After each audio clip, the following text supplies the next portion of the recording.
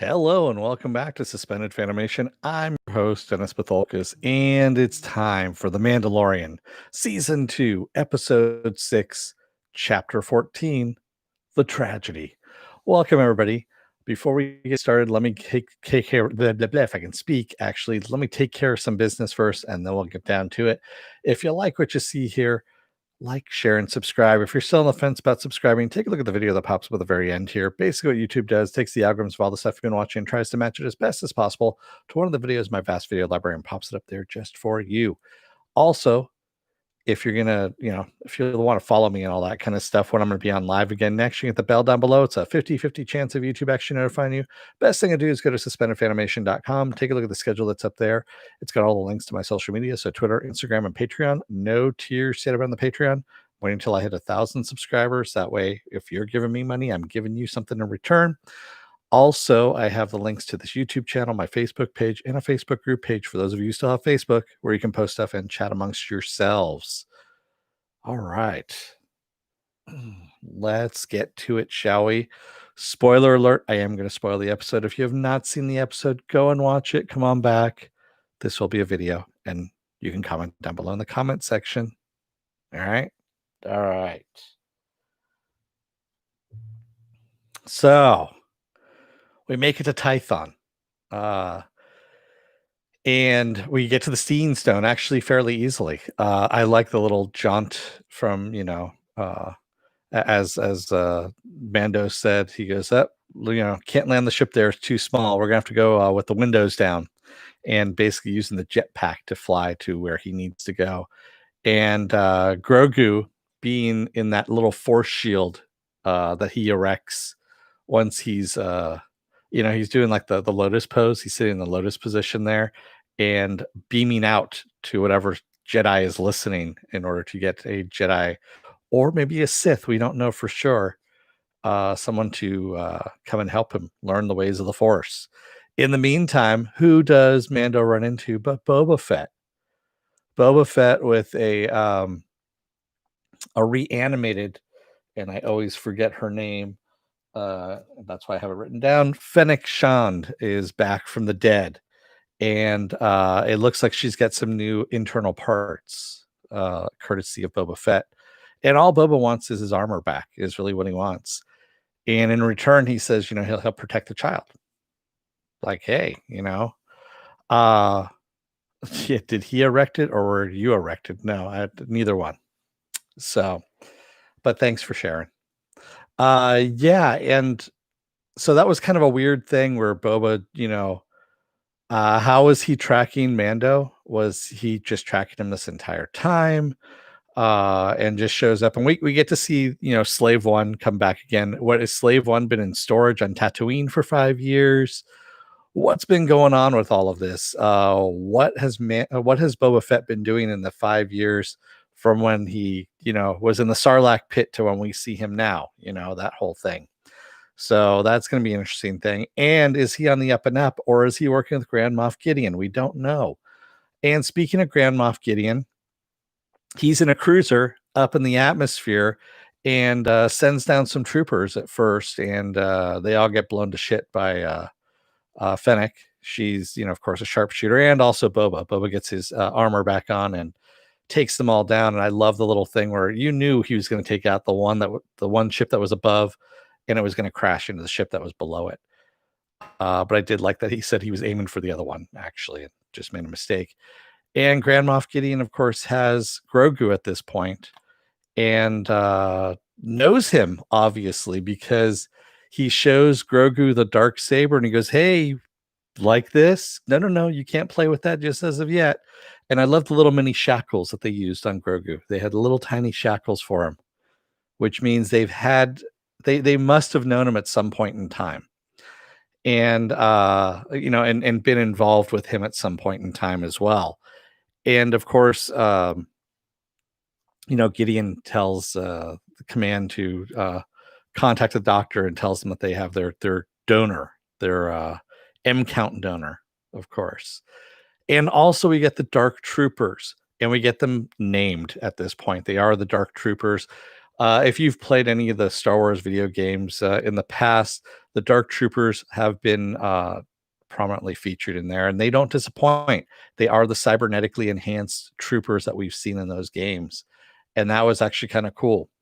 The one big tragedy, well, besides the Grogu being kidnapped, the other big tragedy is the Razor Crest gets fucking demolished.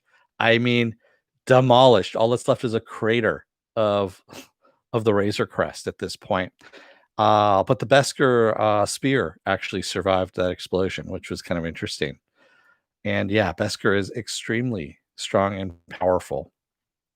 And we end up, of course, going back to Navarro, and Mando ends up talking to Cara Dune, who's now a New Republic sheriff or a marshal, New Republic marshal. That was what the badge was that she was given at the end of her episode in episode 4.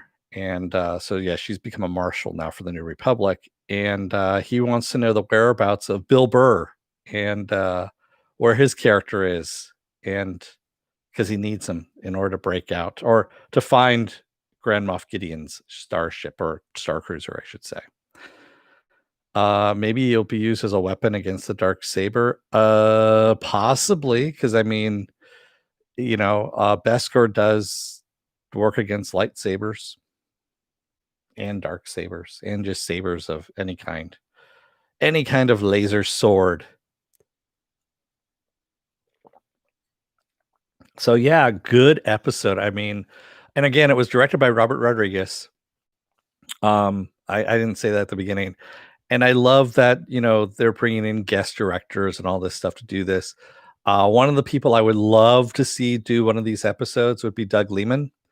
Doug Liman, of course, directed the first Bourne movie, the very first Bourne movie that has the awesome car chase scene in it, among other action movies. He's done so many action movies. Also, how he knows Jon Favreau is he directed Favreau's one of Favreau's first movies, Swingers, which is the movie that Favreau wrote too. So they do have a history there, and I would love to see Doug Liman brought in because he does awesome action scenes.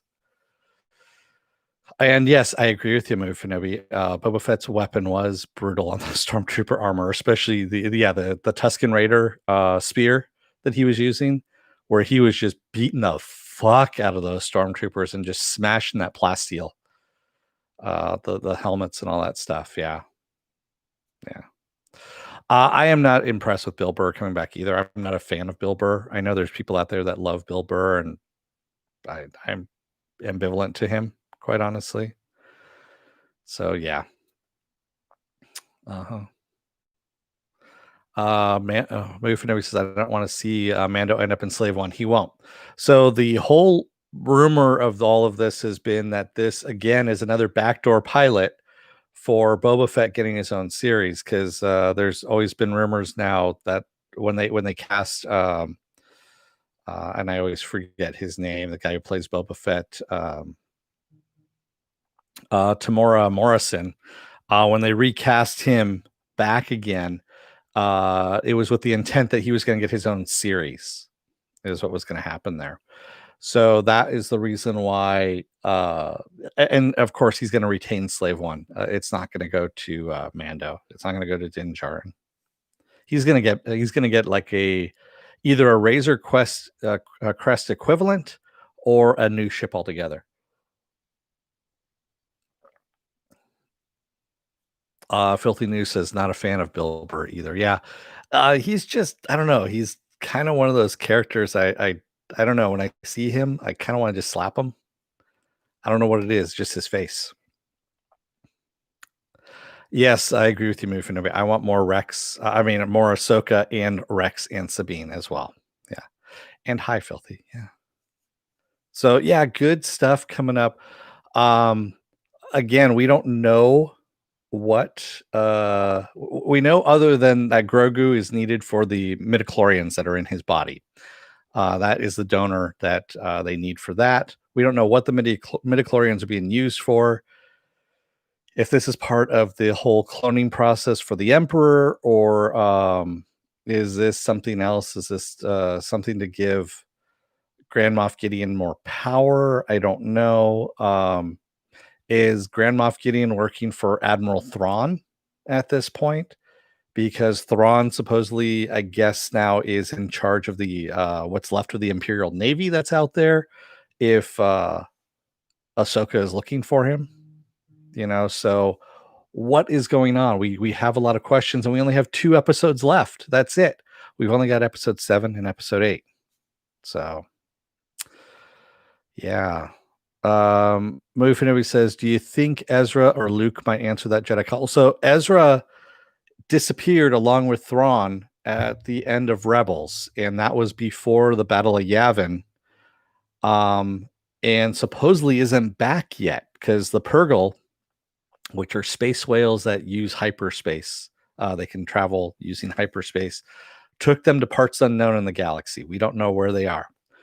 And to have Ahsoka actually looking for Grand Admiral Thrawn now is kind of weird that she's looking for him now. We don't know if he is back because we have no. I don't know what timeline they're actually using here. If Favreau is actually using what's called Star Wars Legends, which was done in 1991 with Timothy Zahn's books, or if they are sticking to what's currently canon, which was rewritten with Rebels, and Thrawn and Ezra still being out someplace that we don't know, because it's around this time that Ahsoka and Sabine and Rex are out looking for Ezra and Thrawn. At least that's what it's supposed to be at that point. But from what it sounds like they might be mixing the two a bit, and having Thrawn have already come back, I guess, and taken control of the Imperial Navy, what's left of the Imperial Navy. And if that's the case, then Grand Moff Gideon would be under him. Because and that's the other thing, is Gideon's wearing some kind of armor that looks a lot like Darth Vader's armor. And I'm wondering if Gideon is actually a Force user, because he has the dark saber. Obviously, he had to fight somebody for it. And I'm wondering if he's got some Force abilities himself. So, yeah. What's that? Absolutely, Dennis will cover WandaVision, or he's no. Yeah, of course I'm covering WandaVision. Come on. Yes, I am. That's a silly question. Yes. Oh, sorry, I missed that, Filthy. I didn't see that you were asking that. Yes, I am covering that. Although I might be in a different locale by the time I cover that. And I'll have more on that news a little bit. Any Inquisitors still? Yeah, there's probably Inquisitors out there as well. So he could have been that's the other thing, is Grand Moff Gideon could have been an Inquisitor. He also could have been a Force sent. So what happened after what was it? In between the Revenge of the Sith and Star Wars New Hope, is that Darth Vader was actually taking Force sensitive children, and he and the Emperor were making Inquisitors. And Inquisitors, and also they were turning like Jedi Padawans and all that stuff into Inquisitors. If you've played the last Star Wars game, Fallen Order, that was the whole premise of it, was that Inquisitors are chasing down your character, and they are actually just basically trying to turn Padawans and Jedi into, or former Jedi into, Inquisitors, because they're Force sensitive, and by torturing them and all that kind of stuff. And one of the characters that you fight against is one of those turned characters. So yeah, we'll know.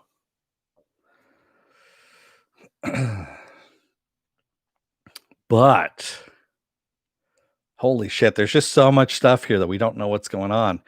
And like I said, only 2 episodes left to do it. Oh, and by the way, before I forget, because I've got it here, remember at the end of episode 8 there, remember to comment on that video for a chance to win. That's right. One of that or that. And those are mugs, by the way. Those are vintage Return of the Jedi mugs. I'm going to be doing that as a contest. And for the runners up, there are prizes as well. So, yes, I got them. There we go. And Filthy, I'll be answering that question at some later date and time. So, yeah, good stuff coming up. So what else do I have coming up? Tomorrow is another episode of the blah, blah, blah, Saturday Morning Blast Off, where I take the genre news of the weekend and any genre stuff you guys want to talk about, and we talk about it. Sunday I'll be off. Monday I return with His Dark Materials, and we'll see what happens with that. Tuesday is another episode of Is It Worth My Time? And this time around, it's going to be the sequel to Train to Busan. Peninsula is what it's called. Peninsula is what we're going to do there. And Wednesday will be another episode of Who in the Hell Is? And I don't know who I'm going to do as of yet. That's a good question. Who in the hell is? I'll think of somebody to do. I might switch out of the Star Wars genre for a little bit, and I'll do somebody else. I might even do Sabine Wren. Who knows? Since we might have that pop up here. And then of course Thursday I'll be off, and Friday will be another episode of The Mandalorian. That's right. Joe says, "Do you believe the rumors about Luke showing up?" No. I think that rumor was brought by We've Got This Covered, who's just a bullshit site that make up their own stories as they go along. And for some reason, they end up getting put into like national mainstream news. Like, oh my God, this rumor's come out. It's like, no, it was a made up fucking rumor. No one else has said it except for this one site. And you guys are running with it because it just sounds good. So, yeah. I wouldn't put it past them to have Cal Kestis show up, because that is another one that they've been rumored. If Favreau is already drawing from video games with the Dark Troopers, I could see him actually grabbing Cal Kestis and bringing Cal Kestis to life, because there is an actor who's out there who Cal Kestis is based on. He's the guy who played the Joker wannabe in Gotham. And yeah, so I'm thinking it's going to be Cal Kestis, if anything. And quite honestly, Grogu is such a big draw for the series. He's going to stick around with the Mandalorian, I think, forever at this point. And he's going to become a little Mandalorian, is what's going to happen. I would love if Mace Windu came back, with mechanical hands. That'd be fucking awesome. I mean, come on. We've seen this guy jump out of a fucking troop transport carrier from 30,000 feet up and survive. And yet he drops out, a fucking window without any arms, and he can't survive. Yeah, I call bullshit on that. Yeah. So I'm pretty sure Mace is still alive someplace in time. Hey, Johnny, how's it going? Yeah, it's man. So there's going to be a lot of stuff coming up. I just don't know how they're going to do it. You've got to find the transport carrier. You've got to infiltrate the transport carrier. We got to find out why they want Baby Yoda in the first place, or Grogu. And then of course we're going to see the Dark Troopers in action sooner or later, other than just flying around like little missiles. And yeah, I think we're going to be bringing a whole bunch of things together at this point. And this is what you want to see in a Star Wars TV show too. Like I said, this felt like, when I was watching it at one point, and I was thinking, this is what an episodic Star Wars TV show should feel like. If I was a kid from the 70s that was transported to now, just to see this, I would probably shit myself before I got sent back to, whatever 70s or 80s kid, something like that, I wouldn't believe it.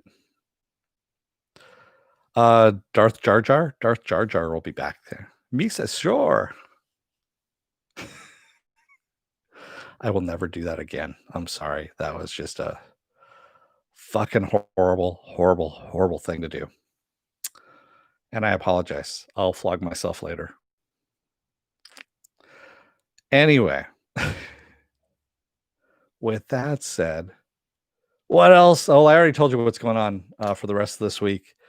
Johnny says, this is what we imagined happening before Lucasfilm sold Star Wars when they were teasing live action TV. So supposedly Lucas did actually film a lot of live action Star Wars TV shows, but it was really fucking expensive from what I understand. And all they got was the principal photography done. They never did the special effect because adding the special effects would have actually been really fucking expensive. And yeah, they had something like, what was it? 500 scripts done from what I heard, something like that. It was something ridiculous. And it was all supposed to be Coruscant's underground and all that kind of stuff. And Coruscant, yeah, whatever. I keep seeing stuff every now and then pops up on Twitter that people, who had worked on the project post something. They're like, yeah, this is some shit I found when I was cleaning out my sock drawer. And they show what they had been working on and all yeah, it's interesting stuff. Yes, Johnny, but I don't think George would have pulled off. I think he would have. So George has been on the set quite a bit, from what I understand. Rosario Dawson was saying that when she was filming her Ahsoka episode, that George was on the set because he and Dave Filoni, of course, Filoni is his protege, and he comes out on the set quite a bit. And as a matter of fact, he's the he's the one who named Bo-Katan's right hand, the guy, Axe Woves. So he was on the set for that as well. So George shows up on the set quite a bit now for these episodes for filming. Johnny says, I remember them saying they had many scripts. I had seen some of the lower levels of Coruscant supposed footage. Yeah, that was the whole thing. Like I said, they filmed some of this stuff, but they never did the special effects for them. They were just too fucking expensive to commit to for episodic TV.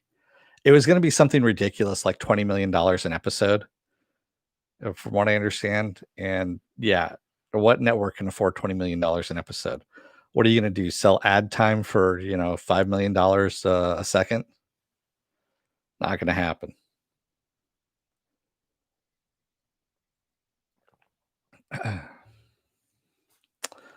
But anyway, I love what they're doing with this. Quite honestly, this is simple. It gets your story across. It's fucking good. It's a lot of fun.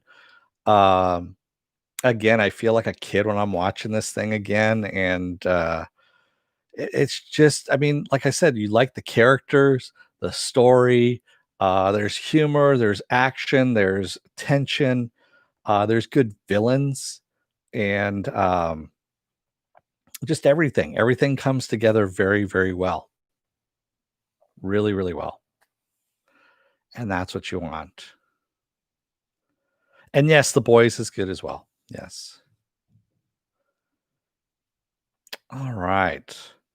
I'm going to let you guys go for the night. Thank you to everybody who joined me tonight in the chat. And thank you if you made it this far in the video. If you're still on the fence about subscribing, take a look at the video that pops up at the very end here. If you like what you see here, hit that subscribe button down below there. Also, if you can, hit that like button and the share button as well. They're right down there too. And if you want to know when I'm going to be on live again next, you can hit the bell down below. It's a 50-50 chance of YouTube actually notifying you. Best thing to do is go to suspendedfanimation.com. where you can see all the links to my social media page. Oh, all my social media. Also, all the links to my pages, like this YouTube channel, my Facebook page, and a Facebook group page. And I was just thanks, Mufinobi. Yeah, I know.